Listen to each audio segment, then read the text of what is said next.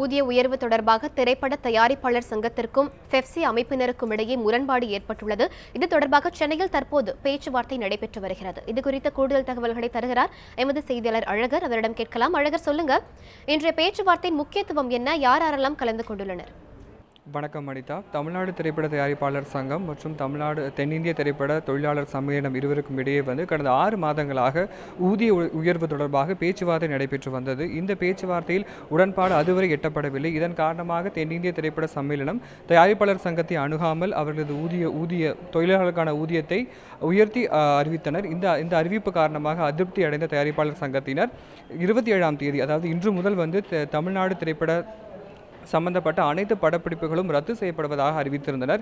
இதன் காரணமாக இது குறித்து தென்னிந்திய திரைப்பட தொழிலாளர் சம்மேளனம் எந்தவித அறிவிப்பையும் இது குறித்து வெளியிடவில்லை. இதன் காரணமாக தற்போது இந்த இரு சங்கங்களுக்கு இடையே பேச்சுவார்த்தை தொடங்கும் என்று எதிர்பார்க்கப்பட்டது. அதன்படி தற்போது பேச்சுவார்த்தை நடைபெற்று வருகிறது. இந்த பேச்சுவார்த்தையில் தயாரிப்பாளர் சங்கத்தை சார்ந்தவர்களும் தொழிலாளர் சம்மேளனத்தை சார்ந்த தலைவர்களும் அதற்குரிய நிர்வாகிகளும் கலந்து கொண்டு தற்போது வரை பேசிக்கொண்டு வருகின்றனர். அனிதா, அழகர், பெப்சி ஊழியர்களின் கோரிக்கைகள் என்னென்ன? பெப்சி ஊழியர்களின் கோரிக்கைகள் என்னவென்று பார்த்தால் இரண்டு கோரிக்கைகள் தான். அதாவது ஒன்று ஊதியத்தை உயர்த்தி கொடுக்க வேண்டும் என்ற கோரிக்கையும், மற்றொன்று வேலை நேரத்தை குறைக்க வேண்டும் என்ற கோரிக்கையும் தான் இவர்களது முக்கிய கோரிக்கையாக இந்த பேச்சுவார்த்தை இடம்பெற்று வருகிறது. முக்கியமாக பார்த்தோமேயானால் 3 வருடங்களுக்கு ஒரு முறை பெப்சி ஊழியர்களுக்கு தயாரிப்பாளர் சங்கத்தினர் ஊதியத்தை உயர்த்தி கொடுக்க வேண்டும் என்பது நியதி. ஆனால் தற்போது 4 ஆண்டுகள் கடந்தும் இதற்குரிய எந்த விதமான செயல்பாடுகளும் தயாரிப்பாளர் சங்கத்திடமிருந்து எடுக்கப்படவில்லை என்பதே இவர்களது தற்போது இந்த பேச்சுவார்த்தையில் வலியுறுத்தப்படுவதாக இருக்கிறது. 32% 40% வரை தற்போது வாங்கும் ஊதியத்தை விட அவர்கள் உயர்த்த சொல்லி கேட்டுக்கொண்டிருக்கிறார்.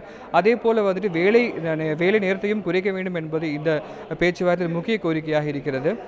இதை தவிர பார்த்தோமே என்றால் தயாரிப்பாளர் திரைப்படங்களை பொறுத்தவரை தமிழ் திரைப்படங்கள் முற்றிலும் பெரிய படங்கள், பெரிய பட்ஜெட் சார்ந்த படங்கள் அதிகமாக வெளிவது போல் தெரிந்தாலும் தமிழகத்தில் அதிகமாக உருவாக்கப்படுவது சிறு பட்ஜெட் படங்களே. ஆனால் சிறு பட்ஜெட் படங்களுக்கு ஏற்றவாறான ஊதியத்தை ஊழியர்கள் தயாரிப்பாளரிடம் பெற்றுக்கொண்டிருந்தனர். தற்போது இதெல்லாம் இன்றி ஒரே விதமான ஊதியமே எந்த படங்களுக்கும் இனி வழங்க வேண்டும் என்பதே இந்த பேச்சுவார்த்தையின் கோரிக்கையாக பெப்சி தொழிலாளர் சங்கத்திடமிருந்து தெரிவிக்கப்பட்டு வருகிறது. அனிதா, அழகர், உங்கள் தகவல்களுக்கு நன்றி.